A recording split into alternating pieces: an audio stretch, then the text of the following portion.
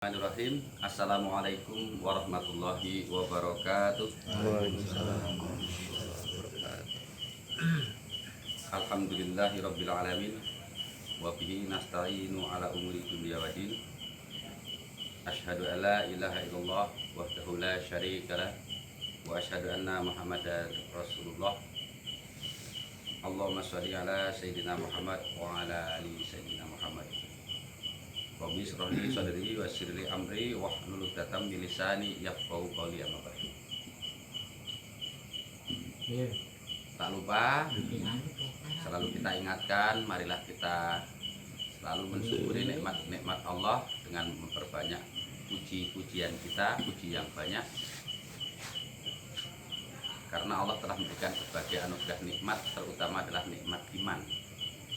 Nikmat iman, nikmat sehat, dan juga kita masih sanggup diberi kemampuan untuk menuntut ilmu.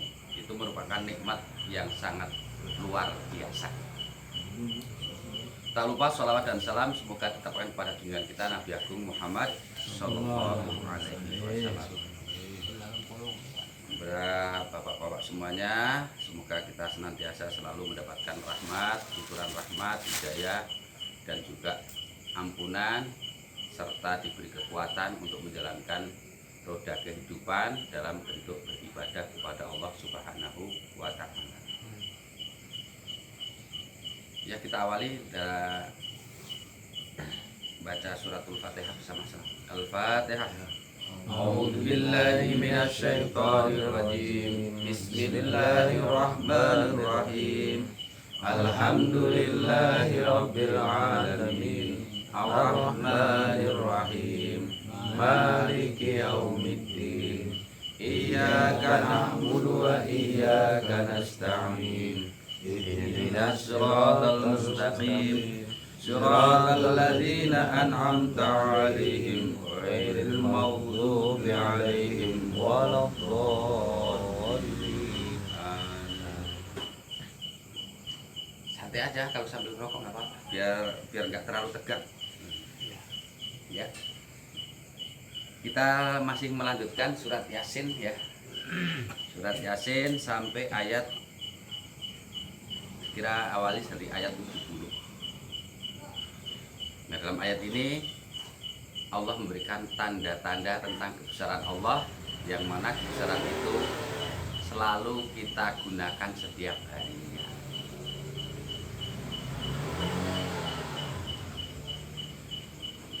Jadi saya kalau terlalu jauh ini bacanya agak kurang.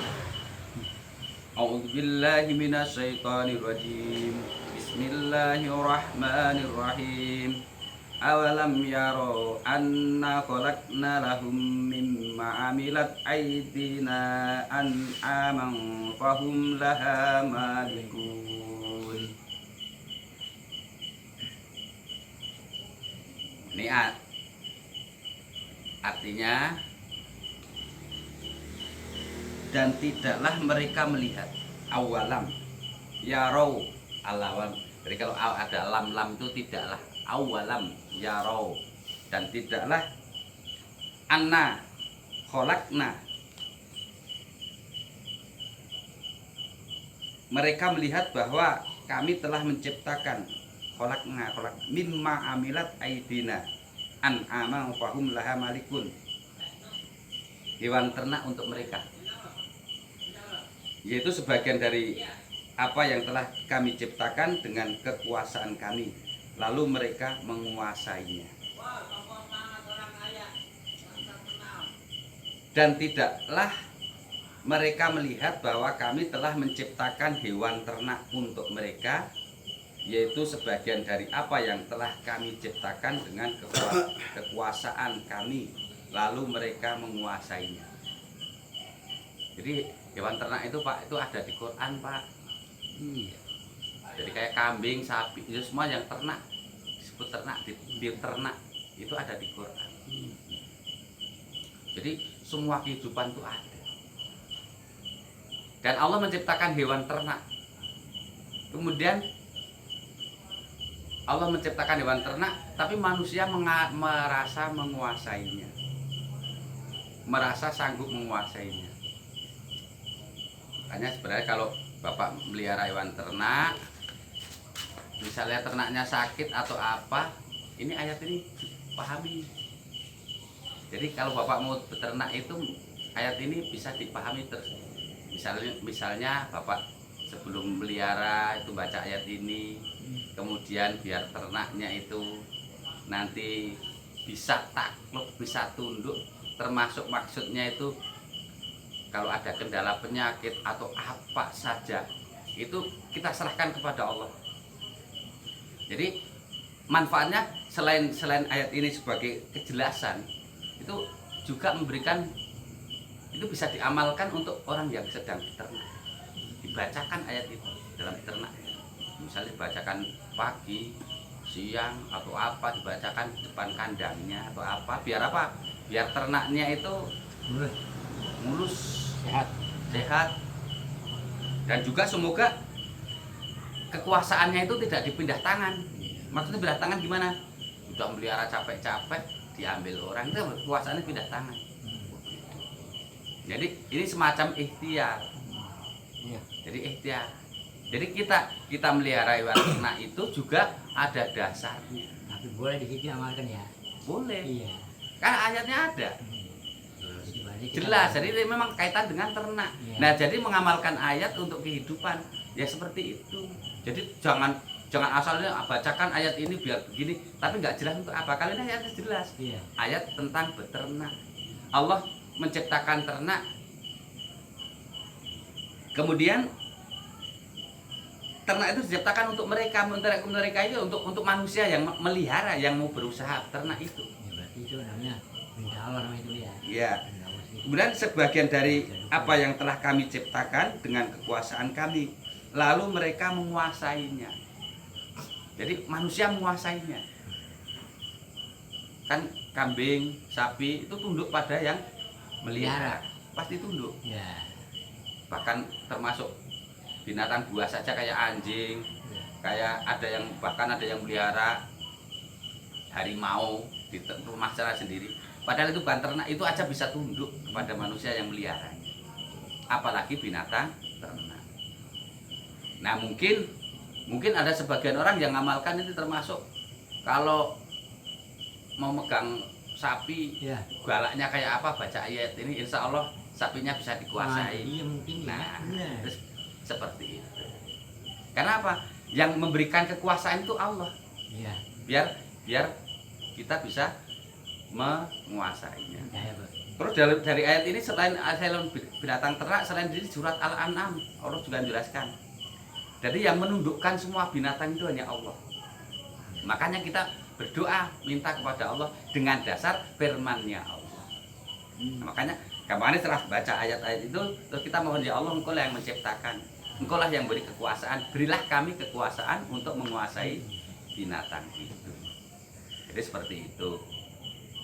Tapi ini maknanya di lain ini, maksudnya itu makna yang secara umum untuk kehidupan manusia seperti itu. Tapi maknanya seperti di ayat ini, intinya Allah itu memperingatkan manusia.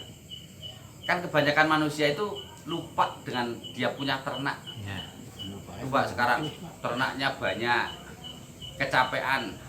Ini kalau dikisahkan dalam zaman Nabi Muhammad itu kan ada sahabat yang sholat berjamaah selalu pulang duluan. Pernah ada cerita itu kan, tapi saya namanya lupa itu. Ya. Pulang duluan, kemudian ditegur, salabah, ya, ditegur oleh Nabi. Kenapa kamu selalu pulang duluan? Ya Nabi, bagaimana saya nggak pulang duluan? Saya tuh buru-buru pengen gantian sama istri saya. Sarung pakaian yang kamu pakai sholat itu nanti dipakai untuk istri saya. Gara-garanya apa? Ya memang saya pakaiannya hanya gantian. Jadi yang untuk sholat itu gantian. Jadi sarung pakaian loh, tanya terus dia. Nah, kemudian setelah ditegur itu salabah minta, ya Nabi, tolong dah, gampang aneh.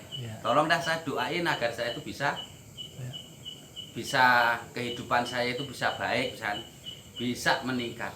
Nah kemudian ya dengan izin Allah, kalau dalam kisahnya dia dikasih kambing gitu, dikasih kambing, dia entah dari Rasul sendiri atau dari mana, saya kurang jelas pemahamannya, tapi dikasih binatang ternak sepasang. Pakai Ya. perempuan dah ya. Nah, terus setelah itu dia pelihara terus berkembang terus. Nah, setelah mulai dapat kambing itu kan mulai bagus, dia bisa beli pakaian, bisa beli kecukupan. Nah, rajin di masjidnya, hari sholatnya jadi tenang, bagus. Tapi terus kambingnya semakin banyak, akhirnya lama-lama ke masjidnya juga sama, balik lagi cepat pulang. Iya. Dan bahkan sampai akhirnya jamaahnya kadang-kadang ketinggal, bahkan sampai tidak berangkat jamaah. Nah, terus ditegur lagi, kenapa kok enggak? Waduh, kambing saya banyak, jadi saya repot ngurusinnya. Jadi karena saking banyaknya, jadi masih di sawah, masih ngebala dan sebagainya intinya. Nah jadi itu berarti kita tertipu oleh ternak, tertipu oleh binatang ternak. Nah itu jangan sampai kita dikuasai oleh ternak. Tapi kalau bisa ternak itu biar berkembang, tapi kita jangan di Nalin. istilahnya jangan diperbudak oleh ternak. Iya. Nah kan kalau kebanyakan manusia kan dalam beternak itu kadang-kadang kan sampai waktunya habis untuk Bener. ngasih makan, apalagi musim kemarau, musim ini nyari makan kemana-mana, sampai sholatnya lupa gara-gara nyari pakannya kemana. Nah itu berarti apa? Lalai. Jadi diingatkan, siapa sih yang ngasih ternak kamu itu? Siapa yang menciptakan? Berkembangnya ternak itu juga karena Allah, kemudian dikuasakannya itu juga karena Allah. Makanya kita harus bisa mengatur dengan ternak itu supaya kita bisa menguasai dan bisa beribadah semakin meningkat. Itu maksudnya dalam ayat ini. Tapi ini merupakan tanda kebesaran Allah, karena kebanyakan manusia juga dibelokkan tentang ternak itu sendiri, sehingga melalaikan dari beribadah. Mah diingatkan tentang ternak pun, jadi ayat Quran itu sangat komplit sekali tentang pengaturan orang beternak ada, tentang pengaturan orang berdagang ada, bahkan nanti tentang orang beternak ikan. Kalau ikan disebutnya beternak apa itu? Ternak juga. Iya. Ya, beternak juga ya. Nah itu tapi khusus ikan itu juga ada tentang ikan. Nanti ayat-ayat lain ada seperti itu. Nah di sini jelaskan tentang peternakan. Terus manfaat yang lain dalam ayat ini, kita itu jangan kayak binatang ternak. Nah ini yang perlu dihati-hatikan. Kayak binatang ternak maksudnya apa? Taunya makan tidur berak, makan tidur berak. Jangan sampai seperti itu. Coba kalau binatang ternak yang di kandang tuh, mandi aja kadang kagak kalau nggak dimandiin. Coba tapi kalau ternak binatang itu lepas di hutan, itu pada mandi sendiri. Kayak kalau Bapak perhatikan, pernah melihat kambing, istilah kayak kambing yang lepas di hutan. Itu dia kalau ada air ya seneng main di air. Apalagi kerbau. Tapi coba kalau sudah dirawat manusia, kan yang mandiin manusia, yang nganterin manusia. Jadi dia itu taunya makan, senang, terus berak tidur. Nah manusia jangan sampai kayak binatang ternak seperti itu maksudnya. Tapi coba Bapak renungin sekarang, kalau kita tidak beribadah, tidak jauhnya dengan binatang ternak yang dicucuk, dikasih empan. Pagi bangun yang dipikir mulut, bangun yang dipikir keluarnya jalan mulut belakang, yaitu berak, kencing kan belakang pagi bangun tidur. Siang cari isinya perut. Intinya gitu, nyari isinya perut, kan makan juga kayak kambing. Nah, terus dalam cari makan kadang-kadang kan kita juga dapat dari orang. Enggak, antara satu dengan yang lain kan dapat duit dari teman lain, dari orang lain, atau mungkin dari bosnya, atau dari siapa, atau dari pekerjaannya bagaimana. Itu kan juga saling satu dengan yang lain, saling kait mengkait. Nah, jadi jangan sampai kita itu hanya istilahnya kayak binatang, Nah, hanya mengharapkan duduk manis, kepengen enak, cari makan, yang dipikir makan, tidur, berak, makan, tidur, berak, kamane begitu. Jangan sampai seperti itu. Hardolin. Nah, tapi kita renungin bapak-bapak, nek orang nggak ngibadah itu coba yang dipikirkan itu apa sih? Apa yang lain? Kan yang dipikir hanya keperluan kehidupan, setelah keperluan kehidupan nanti capek tidur, setelah capek tidur bangun tidur, paling keperluan belakang, kan itu. Jangan sampai seperti itu maksudnya. Jadi ini juga memperingatkan kita tentang kehidupan kita, jangan sampai kayak binatang ternak. Padahal binatang ternak itu seperti itu sudah kodratnya. Tapi kalau manusia kodratnya tidak begitu. Ingat, wa ma khalaqtul jinna wal insan illa liya'budun. Nek ternak itu memang Allah ciptakan dikuasai kepada manusia hanya untuk manusia dimakan. Dan dia memang hidupnya hanya untuk makan, berkembang biak. Itu ternak.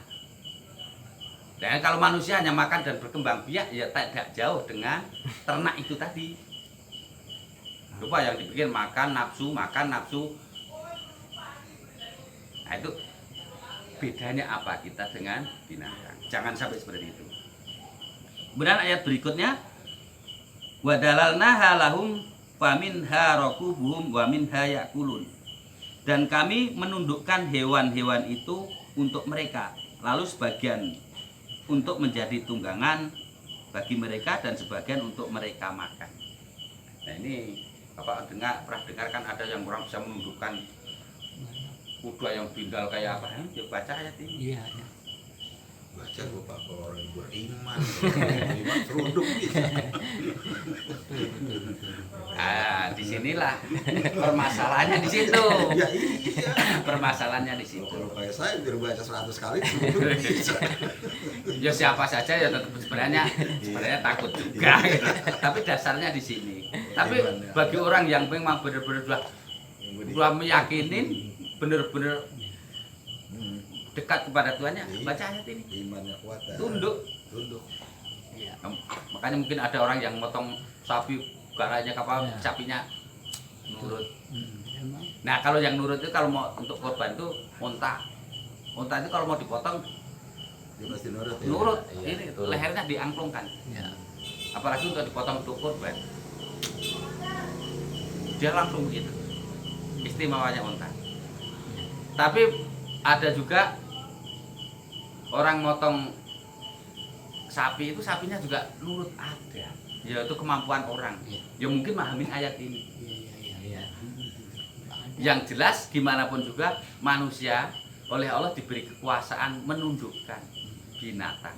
Kan ada yang binatang itu untuk tunggangan, ada yang binatang itu untuk dimakan. Itu sudah ditulis oleh Allah. Dulu binatang yang untuk tunggangan, contohnya kuda terutama, gajah. Tapi di sini kaitan dengan ternak. Kaitan dengan ternak berarti kuda, bu, ya. Gajah juga diternak oleh yang penunggang gajah. Tapi zaman sekarang orang naik kendaraan bukan untuk keperluan perjalanan, tapi justru untuk kebanggaan, untuk apa? Untuk happy derajat. Wah kalau orang yang sering naik kuda itu berarti malah orang sekarang orang kaya, orang berkelas. Karena apa? Harga kuda aja Bapak kalau nggak mau tahu harganya itu yang di Meruyung itu di apa tuh? Iya, Bro. Grogol itu, pacuan kuda itu katanya satu ada yang harganya sampai 100-an juta ya. Iya. Itu kuda. Udah balap. Ya kudanya kayak manusia ngerti banget. Jadi tapi lupa manusia itu padahal bisa menundukkan binatang itu merasa dia yang sanggup menundukkan. Padahal yang menundukkan sebenarnya Allah. Memang sudah dikudratkan ditundukkan. Dan Allah mengizinkan kita itu makan sebagian dari binatang ternak itu. Tapi di sini ada aturan-aturannya binatang ternak yang mana. Termasuk kuda itu sebenarnya termasuk yang nggak boleh dimakan. Haram ya, Pak? Haramnya karena dia itu memang khusus untuk binatang tunggangan. Sebenarnya kalau saya waktu di SD itu di belajar binatang yang berkuku dua berkuku 2 itu yang boleh dimakan atau berkuku genap. Tapi yang berkuku ganjil itu haram. Aduh. Udah kukunya 1. Aduh. Iya. Satu iya. Kambing Kambing 2, Dua. sapi 2, udah 1 ya. Iya. ayam 4. Sepatunya. Pokoknya genap-genap enggak ya. Iya. Nah, terus kalau sekarang macan 5. Enggak pernah itu. Nah, kucing berarti kan kucing punya 5. Makanya nggak boleh. Iya. Nah itu. Jadi binatang, terus binatang ternak. Nah kalau kayak babi binatang ternak apa bukan? Nah, ini nanti ada khusus cerita babi. Saya belum pernah paham babi itu kukunya genap atau ganjil. Tapi kayaknya ganjil, dia kayaknya 3 babi itu kukunya. 2. 3. 3. Iya. 3 Dua kayak depan ya. 2 depan belakang Aduh. 1. Iya. 3 kan. Dobin. Sama kayak dia macan kayak. Macan itu Cuma kayak 5 Lima. macan. kayak kambing Kucing, kayak kucing. kucing. Nah, jadi di sini binatang ternak itu boleh dimakan, boleh menjadi tunggangan. Ada kan sapi juga jadi tunggangan? Ada. Banyak, Bu. Atau untuk geret-geret gerobak. Iya. Nah, terus ada juga kerbau untuk geret gerobak. Ada untuk apa itu Oh. kalau untuk bajak. Bajak. Nah, itu kan untuk Anjing boleh Pak anjing. Nah, ini mah kayak anjing itu nggak boleh. Anjing kan termasuk kuku ganjil. Iya, 5. Nah, itu. Jadi kalau anjing itu termasuk binatang, sebenarnya kan juga bukan binatang ternak. Disebutnya binatang ternak itu ya binatang yang sudah kita kenal kayak sapi, kambing, kerbau, Watak doyan-doyan banget makan. terus kuda itu juga binatang ternak, tapi binatang ternak yang sebagai tunggangan. Kemudian walahum fiha manafi'u wa masyarib afala yaskurun, dan mereka memperoleh berbagai manfaat dan minuman darinya, maka mengapa mereka tidak bersyukur? Ini intinya di sini. Tidak bersyukurnya ini. Coba sapi, bapak, sapi, kambing, pasti sekarang kalau zaman sekarang apalagi. Tapi sekarang bukan zaman sekarang, dari zaman dulu. Selain dagingnya, setiap orang memerlukan susunya. Apalagi zaman modern sekarang itu orang anak aja tidak ditetei emaknya, ditetei oleh sapi. Nanti Itu kan dia ambil manfaatnya. Dan diternak susunya banyak, airnya banyak. Siapa yang bisa menumbuhkan air susunya banyak? Nah, tapi kenapa tidak bersyukur? Saya ternyata bersyukur kok, wong saya punya kambing suka juga rajin sholat. Ya Bapak. Tapi banyakkan manusia tidak bisa melihat itu, tidak bisa bersyukur tentang binatang ternak. Terus saya nggak pernah melihat ternak, tapi nggak ada manusia yang tak tersinggung, tak tersentuh oleh Ternak. hasil ternak. Nggak ada. Siapa yang mungkin dari kecil memang nggak pernah lihat kambing, nggak pernah lihat sapi, nggak pernah nanganin kambing dan sapi. Tapi tentang ternak ini setiap manusia pasti akan memerlukan. Contohnya orang pasti perlu daging. Kan binatang ternak juga. Siapa yang bikin? Siapa yang nernak? Terus orang perlu susu. Siapa yang bikin? Siapa yang beternak? Walaupun kita mungkin nggak ternak, tapi kan kita akhirnya juga sama-sama memerlukan hasil dari binatang ternak. Tapi kenapa pada tidak bersyukur? Bahkan bapak-bapak, susu itu juga merupakan obat. Ada dalam hadis juga, madu, susu itu bisa menjadi obat. Nah, tapi di sini ini sejauh mana manusia bisa mensyukuri akan binatang-binatang ternak, hasil ternak yang telah Allah luaskan di muka bumi. Sekarang kita renungkan dalam lauk pauk makan manusia. Sekarang misalnya tidak setiap hari pakai daging, tidak setiap hari pakai susu, minum susu, tapi paling tidak seminggu sekali, lama-lamanya sebulan sekali pasti orang itu makan daging, pasti orang itu makan atau minum susu. Kalau nggak minum susu, tapi pasti ada sesuatu yang dari Susu. unsur ternak, pasti ada. Walaupun orang itu tidak beternak. Makan apa kita nggak tahu kayak.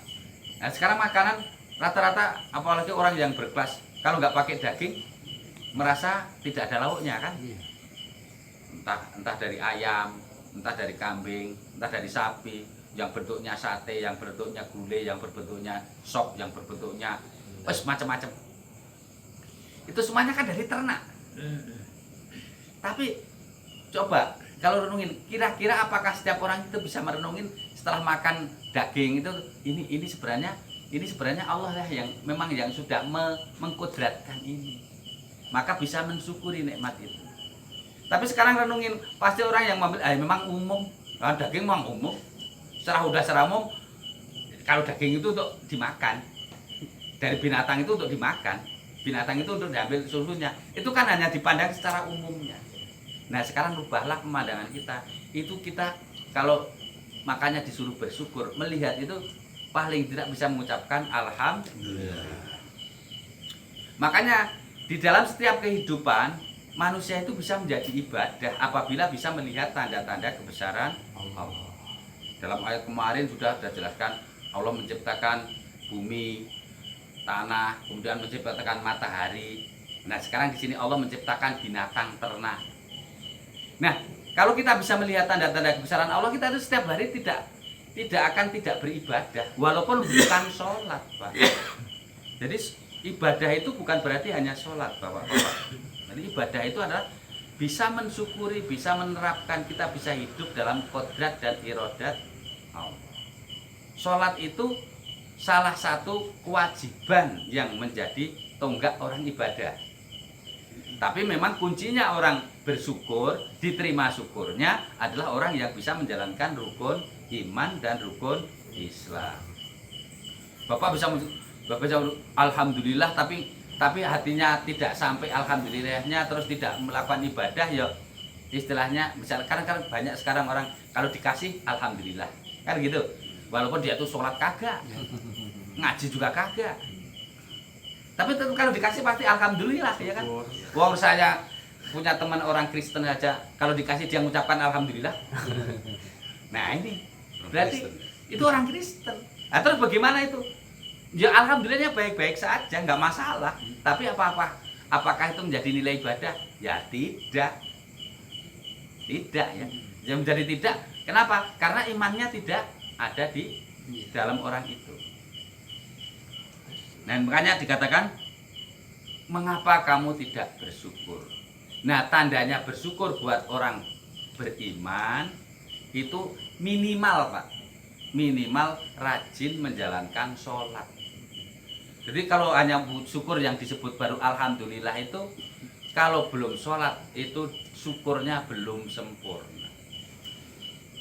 Jadi belum dianggap bersyukur itu. Jadi termasuk orang lalai di dalam rahmat, di dalam nikmat yang Allah berikan, kelalaian mereka. Makanya kita disuruh sholat itu sebagai tanda bersyukur kepada Allah. Kemudian wa nukhaddu min dunillahi alihatal la'allahum yungsorun. Dan mereka mengambil sembahan selain Allah agar mereka mendapat pertolongan. Ini yang Bapak hati-hati.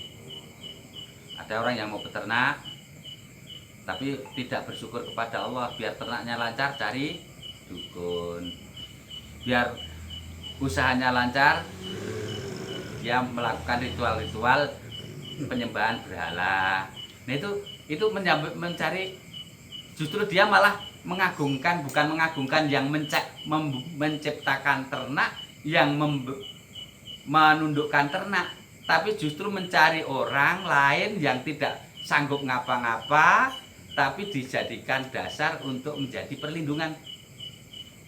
Contohnya Pak, misalnya kayak, karena misalnya sekarang contohnya ini Pak, merasa takut nanti kalau orang yang punya ternak merasa takut nanti tidak kemalingan, takut tidak kecurian. Jahilin orang Tahu dah. dijahit orang dipasang apa itu? Pak, Angklimun-klimunan dah. pokoknya pakai sesuatu yang bukan nalar. Nah kalau misalnya dipagar pakai beteng itu masih nalar manusia, masih nggak masalah. Di beteng, dikasih pagar kayu, dikasih tembok, dipagar itu nalar. Tapi sekarang istilahnya dikasih raja yang nggak kelihatan, atau mungkin dicarikan sesuatu nanti yang kelihatan kalau orang mau maling biar kelihatan di situ ada demitnya. Nah itu kan ada Pak orang-orang yang seperti itu. Nah itu berarti justru dia mencari pelindung selain kepada yang menciptakan ternak.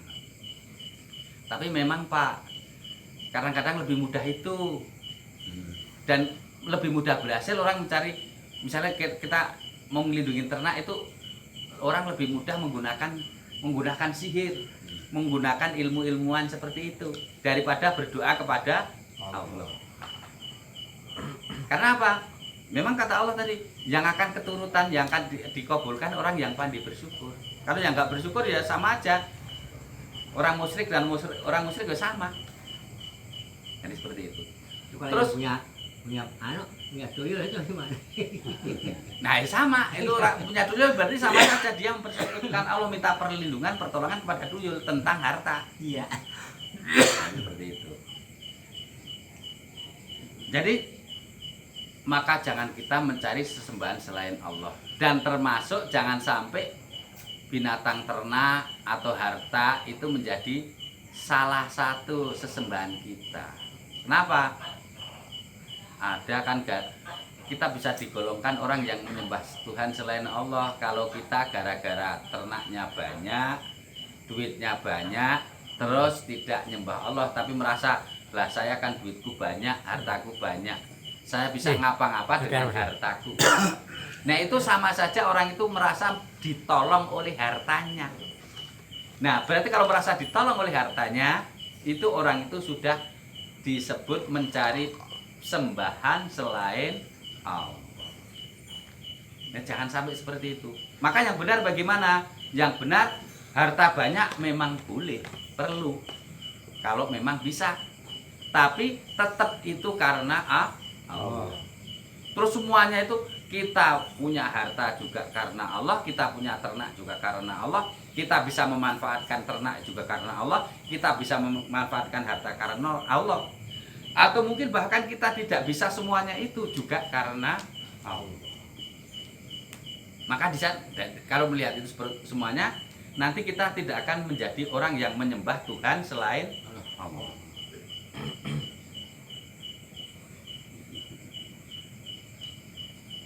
Kemudian layas tadi una nasrohum wahum lahum jungdu muhdarun. Mereka sembahan itu tidak dapat menolong mereka, padahal mereka itu menjadi tentara yang disiapkan untuk menjaga sembahan itu. Maksudnya apa? Jadi kita menyembah sembahan-sembahan Tuhan selain Allah, itu mereka itu nggak bisa ngapa-ngapa. Tapi justru kita inilah yang menjadi tentaranya untuk mereka. Contohnya apa? Misalnya Bapak nyembah, kalau ini sudah kaitannya ke berhala ya. Jadi orang yang nyembah harta, nyembah patung, nyembah pohon. Justru kan yang nyembah itu yang jadi kerawat patung kan. Justru orang itu yang nyembah pohon itu yang merawat pohon. Yang disembah memang kelihatannya pohon menurut dia. Kalau tanya, saya nggak nyembah pohon kok, saya nyembah yang menguasai pohon. Sama. Kayak roti sembah. Arca disembah, terus berhala disembah. Tapi kan kalau misalnya ada orang yang mau mukul berhala, siapa yang marah? Berhalanya atau orang yang nyembah berhala? Orangnya kan. Jadi orang yang nyembah berhala justru mereka itu jadi tentaranya berhala. Seharusnya kita itu dilindungi oleh yang disembah, tapi justru kita melindungi yang kita sembah. Lucu. Nah itu kata Allah. Kalau Allah itu kita sembah, kita mintain tolong, Allah itu disembah, tidak naik derajat, tidak disembah, tidak turun derajat. Tapi Allah itu tidak perlu kita. Allah tidak perlu kita jaga Allah tidak perlu. Tapi kalau kita nyembah pohon, nyembah batu, nyembah patung, patung itu pasti kita rawat. Kalau nggak dirawat akan diganggu orang, akan rusak. Nah, jadi kita jadi tentaranya patung, jadi tentaranya berhala itu. Nah, makanya jangan sampai menjadi penyembah berhala. Nah, ini sampai ayat 75 ini aja. Sekarang kalau yang agak geser sedikit. Kalau orang yang nyembah patung udah ketahuan nyembah patung ya. Nyembah berhala ketahuan nyembah berhala. Tapi kadang-kadang kita sebagai orang muslim sok menceng di sini. Kita mengagulkan suatu benda. Ini perlu hati-hati ini karena memang pemahaman ini ada yang orang ya ini kan semuanya kekuatan dari Allah katanya begitu. Misalnya Bapak punya keris, punya ake atau punya jimat apa. Sekarang Bapak merasa jimat itu menjadi tameng Bapak atau ake itu merasa mempunyai mistis yang punya kekuatan untuk keperluan Bapak menjaga. Tapi apakah bukan kebalik? Apakah bukan Bapak yang menjaga ake? Ataukah ake yang menjaga Bapak? Nah, ini direnungin. Apakah bukan keris yang menjaga Bapak? Apakah keris yang menjaga Bapak atau Bapak yang menjaga keris? Renungin aja itu. Nah, itu yang dimaksud dalam ayat ini. Jadi jangan sampai kita nyembah, yang kita sembah itu justru kita itu menjadi tentaranya. Jangan sampai menjadi pengamannya dia, satpamnya dia, jangan sampai. Nah, itu berarti sembahan itu keliru. Ya maksudnya seperti itu. Orang kita sembah tapi kalau yang kita sembah itu ya sudah, dia akan bisa mengamankan diri, dia akan bisa ngapa-ngapa dan dia akan bisa ngasih apa kepada kita. Itu yang disembah yang benar seperti itu. Tapi sementara yang kita sembah menurut kita bisa ngasih pertolongan, bisa ngasih kekuatan, tapi nyatanya kita yang jaga, kita yang ngerawat. Nah, itu kadang-kadang kita orang Islam sudah nyembah Allah juga iya, tapi masih mengagungkan suatu benda yang keramat dan itu dipuja-puja. Itu hampir kita masuk kepada ranah orang-orang yang menyembah berhala. Nah, makanya bapak-bapak kalau punya akik juga boleh, tapi sebatas perhiasan. Jangan sampai menjadi wah ini aku nggak boleh dibawa ke kamar mandi, ini aku nggak boleh kedudukan, akik harus ditaruh di atas. Berarti kita yang kerawat akik. Akik ya taruh mana aja nggak apa-apa. Ngapain kalau mau pakai akik itu sebagai perhiasan? Kita yang bodoh ya. Nah, iya seperti itu. Nah, kalau akiknya gelangnya emas, aduh ya jangan ditaruh sembarangan karena apa? Emasnya ini yang mahal.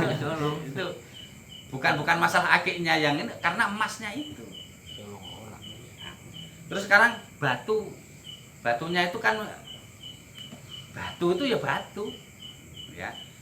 Batu mutiara beda dengan batu biasa. Nah, sekarang batu biasa bisa menjadi dikeramatkan. Nah, misalnya seperti itu. Nah, ini masalahnya tentang menyembah Allah, menyembah kepada ketuhanan. Jadi kita bersyukurlah kepada Allah yang telah menciptakan binatang ternak, yang telah mencukupkan dengan berbagai kecukupan dari binatang ternak. Jangan sampai kita menyembah Tuhan selain Allah. Padahal kita memerlukan ternak, memerlukan hasil semuanya dari Allah. Tapi yang justru yang kita sembah bukan Allah. Nah, itu maksudnya ayat ini.